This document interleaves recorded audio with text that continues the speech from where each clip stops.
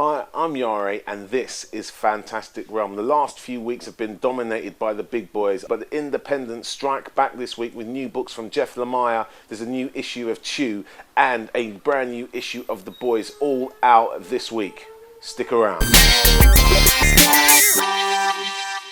This is Batman 690, and I think the coolest thing about Batman at the moment is that Dick Grayson is really filling Bruce's shoes well. I love the way that he's actually going about the business of being Batman. I love the way that the kind of dark forces are circling him and he's just piecing it together a tiny bit at a time. I think Mark Bagley's kind of pencils on this are very, very good indeed. And I just love the way that Judd Winnick is just making Dick a very plausible, a very likeable, a very competent stand-in for Bruce. I don't know how long they're actually going to keep Bruce dead for, but this is much better than the last time when they had Azrael filling in for him and all of that stuff, which I wasn't totally into.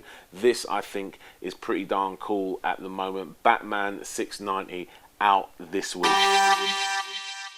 This is Black Panther number 8. Shuri, the new Black Panther, has no idea about the forces that are massing against her. She's doing her best and she's not a bad Black Panther, but this is going to be an adventure that is either going to make her or break her as a Black Panther. Really love what's going on with this book at the moment. Love what they've got T'Challa kind of going through in the background of this as well. It's just really nicely executed. This is very nice work indeed. Black Panther number 8 on your shelves this week.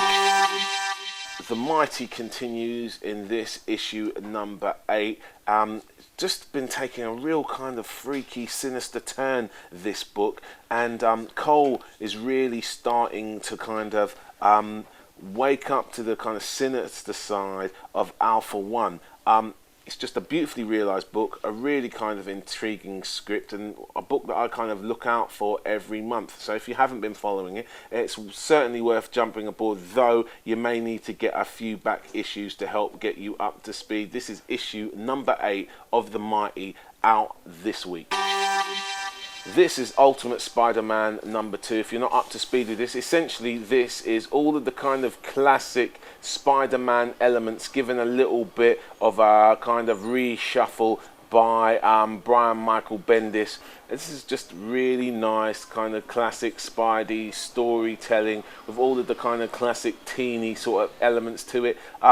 I really enjoyed it. If you want to kind of check it out, this is only the second issue, so it's a good chance to kind of jump on with this kind of particular version of Spider-Man. Really good looking book as well, this.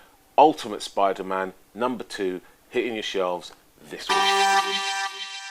This is Batman Confidential number 33. Now, Batman Confidential isn't a Bat book that I've been following on a regular basis. Pete Milligan's got a really kind of solid story and pretty easy to kind of get into and kind of get the mood of. And Andy Clark's art on this I really loved. So if you've been following it, then you'll probably want this. If you haven't been following it, this is pretty easy to kind of jump on board with this one. Batman Confidential number 33, out this week.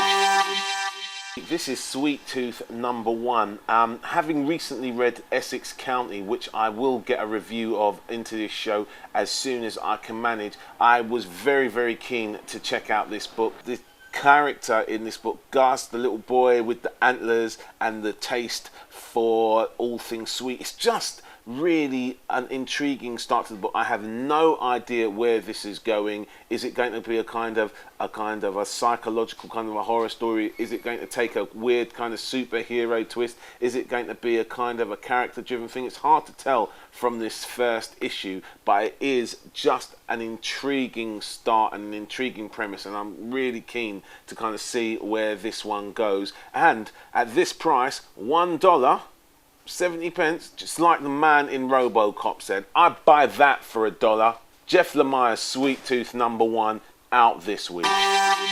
This is the Invincible Iron Man number 17, and Tony Stark's mind continues to deteriorate as he continues to evade detection by Norman Osborn. And you know, evidence of his kind of failing mind is an email that he writes to Maria Hill in this. It's funny, it's action-packed, it's kind of heart-wrenching all at once, and it's just really good to see Tony Stark on the other side of the fence as a kind of a fugitive, which I've really been enjoying. How this one's going to pan out, I'm not entirely sure, but at some point surely Stark's got to kind of regain his intellect and take on Norman properly head on, but not for this issue at least. This is Invincible Iron Man number 17, and it's out this week.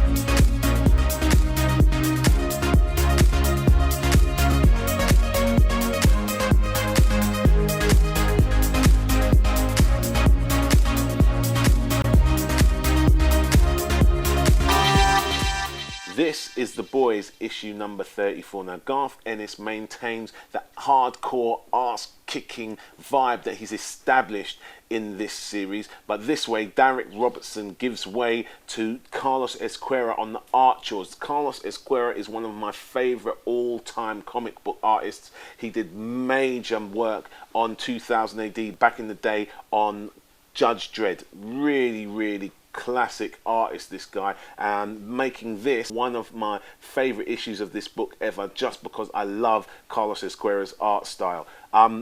Also in this book we see little Huey wrestling with his kind of role as a superhero ass kicker. Can he kind of cope? Will he leave the boys? This is kind of setting us up for what look like they're going to be some major revelations about the origin of the boys coming up in forthcoming issues. So if you want any sort of piece of that action, if you've been following this, you definitely need this one. This is The Boys, issue number 34, out this week. Another week, another Deadpool book hits the stands. I'm really loving Deadpool at the moment, and this for Deadpool is a bit of an introspective issue. This is Deadpool number 15, and this sees him kind of wrestling between him and his three personalities. All of the big questions that we all face. Who am I? Why am I here? This is Deadpool kind of dealing with all of those in this book, with his own unique, inimitable comedy style. I love this. It's out this week. Deadpool number 15. Check it out if you get a chance.